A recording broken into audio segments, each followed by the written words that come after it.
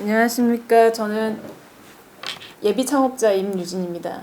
저는 사실 그 경제 전문가는 아닌데 이 자리에 참석하게 되었는데요. 제가 그 창업을 지금 준비하고는 있지만 예전에 있던 기업들이 뭐 예를 들면 뭐 기업 이벤트를 기획하는 광고 대행사라던가 아니면 이제 P2P 금융 스타트업에 이제 근무를 했기 때문에 관련 종사자분들은 이제 아직도 연락을 하고 지내고 이제 안부 인사도 종종 묻기 때문에 그분들의 어떤 인터뷰를 사례를 바탕으로 한 발표를 드리도록 하겠습니다. 일단 그 전에 먼저 앞서서 이제 개인으로서 서울 시민으로서 긴급재난지원금 사용을 이번에 한번 해보게 되었는데요. 두 가지 서울시에서 재난긴급생활비와 정부 긴급재난지원금 이 두 가지를 비교해서 한번 말씀드려 보겠습니다. 일단 정부 긴급재난지원금은 여러분도 다 알다시피 그 보편 지원으로 돼 있기 때문에 대부분이 다 모두가 거의 다 이제 지원을 받을 수 있었고요. 저도 그래서 이제 본인 인증 절차가 아주 간편해서 그 스마트폰으로 직접 이제 신청을 하다 보니까 핸드폰 인증 절차 통해서 이제 3일 만에 금방 그 지급을 받을 수 있었거든요. 그래서 월요일에 신청을 받아서 수요일에 지급을 받았고요. 지금 저기 보시는 이제 화면이 제가 이제 사용 내역인데 어제 오늘 좀 요긴하게 잘 쓰고 있습니다. 그래서 뭐 이렇게 대형 뭐 이마트나 아니면 백화점 이런 데를 제외하고 또는 뭐 온라인 쇼핑몰 이런 데를 제외하고는 대부분 사용이 가능하고 이제 쓸 때마다 이렇게 저렇게 문자가 오는데 아 내가 뭔가 이제 정부 지원을 받고 있구나 하는 그런 느낌을 팍팍 받으면서 기분 좋게 사용하고 있습니다.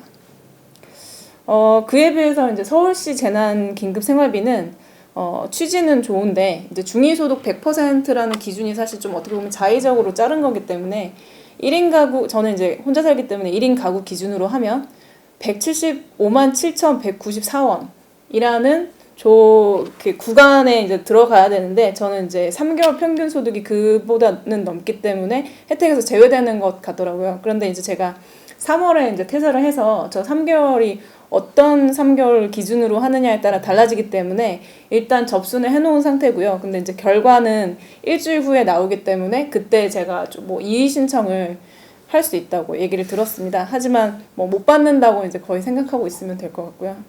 그래서 저와 같은 사람들도 이런 마음을 가지고 있는데 아마 뭐 예를 들면 180만 원을 받아서 제외된다. 이런 사람들은 정말 많이 억울할 것 같고 좀 불만이 있을 거라는 이제 예상을 할 수 있었습니다. 그리고 또 이제 지원 기간 자체도 일주일이 소요된다는 게 지급까지의 소요 기간이 아니라 대상자인지가 나오는 데까지 이미 또 일주일이 걸리고 그 후에 또 지급 기간이 들고 하는 부분이 조금 불편하지 않을까 이런 생각을 했고요. 그리고 또 이제 정부 긴급 재난지원금 같은 경우는 본인이 기존에 사용하던 신용카드나 체크카드를 활용을 할 수 있어요. 그래서 그걸로 이제 바로 그쪽에 이제 홈페이지나 아니면 앱으로 들어가면 바로 신청을 할 수 있는데 서울시 긴급생활비 같은 경우는 선불카드의 수령 방식 또는 서울사랑 상품권 이런 것들을 통해 신청을 해야 되기 때문에 대부분이 저 이제 개인정보 동의서를 집에서 이제 프린트가 없는 집이 많기 때문에 결국은 주민센터를 방문하게 되는 그런 좀 번거로움이 있을 것 같다라는 생각을 했습니다. 그래서 어쨌든 지금 이런 그 긴급 재난 지원금 같은 경우는 속도전과 또 이제 편의성을 좀 더 많이 고려를 했어야 되는데 약간 좀 아쉬운 점이 보였습니다. 두 번째로 제가 발표드리려고 하는 것은 그 산업 동향이라고 제가 뭐 이름은 되게 거창하게 지었는데요. 제가 지금 있던 업계 자체가 좀 여러 개가 있기 때문에 좀 그 업계 중에서도 아주 가장 위기 산업종이 있고 또 그다음에 이제 하반기부터 위기 단계 들어갈 업종이 있고 그다음에 이제 좀 뭐 선방하는 그다음에는 마지막으로 호황 산업 이렇게 네 가지를 한번 나눠서 제가 한번 사례를 좀 정리를 해봤습니다. 일단 첫 번째는 이제 위기 산업이죠. 거의 뭐 현재 도산 위기에 빠질 정도로 심각한 상태인데 이제 제가 다녔던 회사 같은 경우는 뭐 했던 일들을 간단하게 말씀을 드리면 뭐 이제 그 자동차 업계에서 자동차 신차를 런칭을 하게 되면 그런 거 이제 런칭을 하는 이벤트를 하게 되고요. 그리고 이제 기업들을 초청을 해서 뭐 프라이빗 쇼룸을 한다거나 이런 이벤트들 또는 뭐 컨퍼런스 아니면 뭐 콘서트 이런 것들을 기획을 하는 회사였습니다. 그런데 이런 뭐 행사 모이면 안 되는 행사이기 때문에 모두 거의 다 뭐 취소되었다고 봐야 되고요. 그래서 이제 이벤트 전시 산업 지금 행사 취소 규모만 해도 거의 1만여 건에 달하고 손실액만 해도 1조 3천억에 달합니다. 이게 5월 11일자 이제 이벤트 산업 회장님의 인터뷰에서 제가 따온 거고요. 그러다 보니 이제 특별 고용 위기 업종이라는 것으로 이제 지정이 되었어요.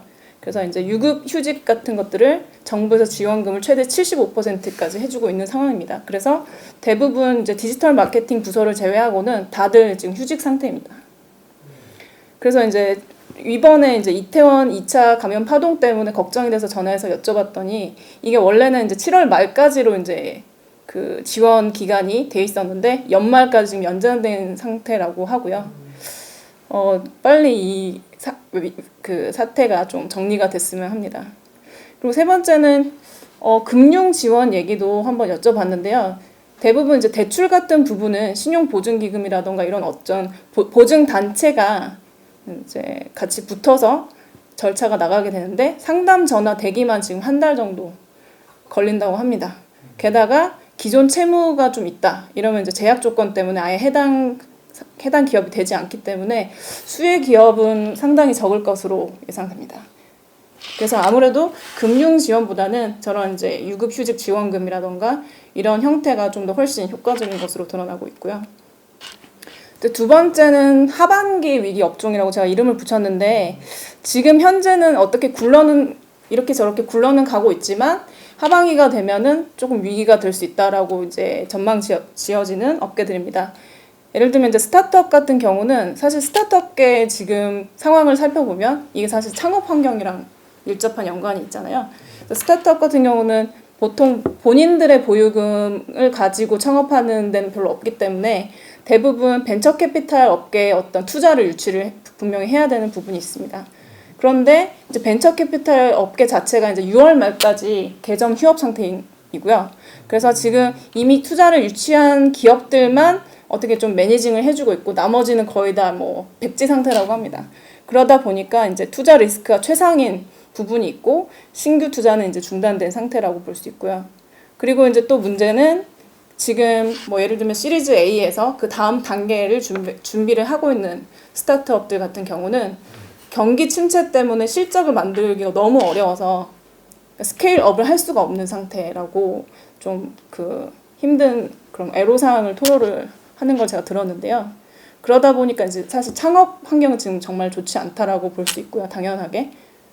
이제 두 번째는 약간 스타트업이랑 비슷하긴 하지만 사회적 기업의 예시를 들면 그러니까 스타트업들은 대부분 벤처 캐피탈에 투자를 받잖아요. 그런데 이제 사회적 기업 같은 경우는 그런 벤처 캐피탈보다는 정부의 지원 사업에 의존하게 됩니다. 그런데 이제 정부 쪽에서도 지금 아무래도 코로나 위기 때문에 여러 가지 지원 사업을 많이 공모를 내고 있어요. 그러나 그 공모를 하기 위한 경쟁이 그만큼 이제 치열하게 된 거고 따라서 이제 공모 기준을 맞추기가 많이 어려워진 상태라고 합니다. 이제 세 번째는 그래도 좀 이제 선방하는 업종이라고 제가 이름을 붙여보았는데요. 이커머스 그리고 디지털 마케팅 크게 두 가지로 제가 말씀을 드려보겠습니다. 이커머스 같은 경우는 좀 배달의 민족이랑 제가 요거를 이제 다 분리를 해서 말씀을 드릴 건데요. 왜냐면 배달의 민족 같은 경우는 제가 네 번째로 호황 업종으로 놓았는데 이커머스하고 뭐 예를 들면 쿠팡이랑 이커머스는 이제 쿠팡으로 대변한다고 봤을 때 쿠팡과 배민의 차이는 뭐냐? 쿠팡은 사실 이제 그 안에 그 유저들이 실물들이 왔다 갔다 하면서 이제 그 제조업이 밀접한 관련이 있죠. 그러다 보니까 좀 제가 이쪽에 분류를 해서 말씀을 드리게 됐습니다. 그래서 이제 이커머스도 사실 대부분의 이커머스가 다 이제 선방을 한다기보다는 뭐 의류나 이런 다른 제조업은 사실 수요가 많이 줄었죠. 그래서 이제 생필품 위주가 호황을 누리고 있다고 볼 수 있습니다. 그리고 이제 두 번째로 디지털 마케팅 같은 경우는 이제 저도 이제 디지털 마케팅 협력 업체들이랑 같이 많이 일을 해봤기 때문에 그 대표님께 한번 전화해서 여쭤봤어요. 근데 사실 그냥 전화하기 전에도 생각했을 때 디지털 마케팅은 그래도 좀 뭐 이렇게 오프라인 기반이 아니기 때문에 그렇게 타격이 없겠지 하고 이제 예상을 하고 전화를 드렸는데 오프라인 기반보다는 당연히 선방을 하는 건 맞지만 그래도 여행 레저 쪽에 광고주가 있기 때문에 타격이 없을 수가 없다고 얘기를 들었어요. 그래서 있던 광고주도 또 광고 비용을 많이 줄였다고 합니다. 그래서 허리띠를 모두 졸라매는 상황이고 또한 이제 뭔가 광고비를 지출할 때 많이 이제 기준으로 삼는 게 외부 트래픽이 있는데 그 외부 트래픽 자체가 너무 감소를 해버렸기 때문에 전체 매출액이 따라서 같이 감소할 수밖에 없는 그런 상황이라고 합니다. 두 번째는 그 디지털 마케팅의 광고주들이 실제로 뭐 이렇게 지금 디지털 마케팅 협력 업체 제가 전화했던 곳은 이제 외주 업체인 거죠. 근데 이제 광고주들이 이제 비용을 줄이기 위해서 내부 마케팅에 이제 치중을 하는 쪽으로 방향을 전환을 했다고 합니다. 그래서 뭐 예를 들면 락인 이펙트를 위해서 포인트나 회원 연동제 같은 그런 내부 마케팅 쪽으로 더 치중을 하고 있어서 그 전체 매출액 감소에 똑같이 기여를 하고 있는 상황입니다. 그리고 이제 마지막으로 이제 말씀을 드리게 되면 지금 아까 이제 주식 얘기하면서도 언택트 비즈가 얘기가 언급이 되었는데요. 모두가 아시다시피 비대면 소비와 관련된 산업이죠. 근데 그 제가 이쪽에서 고른 거는 이제 키오스크 업계랑 플랫폼 두 가지 사업을 집중적으로 말씀드리겠습니다. 사실 키오스크 업계 같은 경우는 제가 이게 갑자기 생각났던 이유는 제가 얼마 전에 다이소에 갔어요. 근데 다이소에 갔는데 원래 이제 신촌점에서 대부분 이제 점원들이 직접 계산해주고 그랬었는데 어느 날 딱 갔는데 코로나 이후로 이 키오스크로 다 셀프 체크 계산대로 바뀐 거예요. 그래서 너무 깜짝 놀라서 이렇게 되면은 코로나 위기 때문에 앞으로 고용적인 측면에서 더 자동화로 대거 이제 물갈이를 할 수 있겠구나 그런 생각이 들어서 약간 좀 우려가 있었습니다. 그래서 이제 제가 알고 있던 이제 지인분 중에서 키오스크 업계에 이번에 이직하신 분이 있어서 한번 전화를 드려봤는데요. 일단 언택트 소비 시장 자체가 서비스 접점으로서의 비중이 아주 향후 매우 높아질 것으로 예상이 됐다고 하고요. 그리고 이 키오스크 부문은 항상 이 혼자가 아니라 스마트폰이나 그 네트워크와의 연계를 통해서 더 중심적으로 이제 같이 활성화가 되고 같이 성장을 하는 부분이 있습니다. 그래서 다양한 분야에서 이런 무인 스테이션이 앞으로 등장이 더 많이 될 거라고 지금 그 업계에서도 예상을 하고 있고 아주 공격적으로 지금 그 전략을 짜서 사업을 더 확장하려고 한다는 얘기를 들었습니다. 그래서 뭐 예를 들면 카페에 있는 이런 키오스크에서도 예술의 전당에서 있는 그런 티켓을 구입할 수 있는 그 정도의 이제 플랫폼을 이미 구축을 하려고 하는 그런 기업들이 늘어날 정도로 키오스크는 좀 거의 뭐 호황 산업이라고 봐도 될 것 같고요. 자, 두 번째로 드는 예는 대부분이 이제 가장 이제 관심을 갖고 있는 업종일 텐데요. 제가 플랫폼 기반을 어떻게 정의를 해야 가장 잘 어울릴까를 생각했을 때 찾다 보니까 나온 단어가 이 표현이었습니다. 그러니까 수요와 공급의 유연한 매칭이 특징이다. 저는 딱 그 표현이 좋았던 이유가 지금 사실 제조업 같은 경우는 지금 불확실성이 지금 극대화된 이런 코로나 위기에서는 재고를 파악하기가 쉽지가 않고 그 부분에서의 어떤 비용이 엄청 큰 이제 낭비가 되거나 하는 부분이 있는데 그런 점에서 플랫폼은 수요와 공급이 항상 이렇게 만나는 그 유연한 매칭이 있기 때문에 참 유리한 부분이 있구나라는 생각이 들었고요. 그래서 사실 당근마켓만 해도 엄청나게 이번에 성장을 했다고 하더라고요. 당근마켓이 뭐 이렇게 중고 거래 플랫폼인데 지역에서 그런 중고 거래를 아주 잘 매칭을 시켜주는 그냥 우리가 알던 그냥 뭐 중고 나라 이런 거랑 거의 뭐 수준이 다른 그런 부분이 있고 약간 신뢰 지표를 좀 더 높여주는 부분이 있습니다. 마지막으로 제가 사실 뭐 대안을 생각할 정도로 이렇게 좋은 그 이론을 갖고 있거나 그런 건 아닌데 이런 건 좀 힌트가 될 수 있지 않을까 하는 사례가 두 가지가 있어서 한번 소개를 드리고 마지막으로 정리를 하도록 하겠습니다. 일단 첫 번째는 제가 본 기사 중에 송파에서 시작된 프로젝트인데요. 이름이 이제 마을 그리고 청년과 함께 살만한 송파 이런 프로젝트입니다. 근데 이게 어떤 내용이냐고 하면 이제 지자체에서 자영업자들 중에 이제 뭐 도산 위기까지는 아니더라도 이제 거의 뭐 장사가 안 되는 그런 업체 9개와 실직 청년 54명과 그다음에 독거노인 중에 260명을 도울 수 있는 프로젝트를 만든 건데요. 그래서 이 자영업자 9개 업체에서 도시락을 픽업을 해서 실직 청년들이 그 도시락을 가지고 독거노인들에게 직접 배달을 해주는 그런 시스템입니다. 그래서 사실 이런 부분은 어떤 협의체로서 이제 당사자들이 같이 서로 도울 수도 있고 유연하게 매칭이 되면서도 아이디어를 바탕으로 하는 그런 좋은 사례가 아닌가 생각이 들었고요. 두 번째는 이제 해외 뉴스에서 본 건데요. 아마존하고 힐튼 호텔 체인이 서로 본사와의 협력이 있었습니다. 그거를 이제 직원 공유제, 직원 쉐어라고 표현을 하고 있었는데요. 결국은 아마존은 지금 호황이고 힐튼 체인은 이제 거의 뭐 고산 위기에 있기 때문에 서로 이제 상생을 하는 아주 좋은 예인데 사실 한국에서도 쿠팡 같은 경우는 파견직이 이제 콜센터도 파견직을 보내지 직접 자신들이 고용을 하지 않거든요.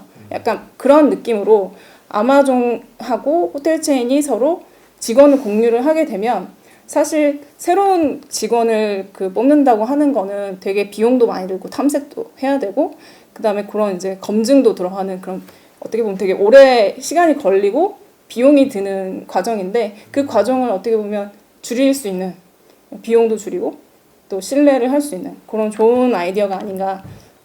그래서 저는 이 두 가지 사례를 통해서 지금 이제 이런 코로나 위기에서는 이렇게 좀 유연한 매칭과 아이디어 이 두 가지가 좀 중요하지 않을까 하는 생각으로 한번 마무리해 보겠습니다. 감사합니다.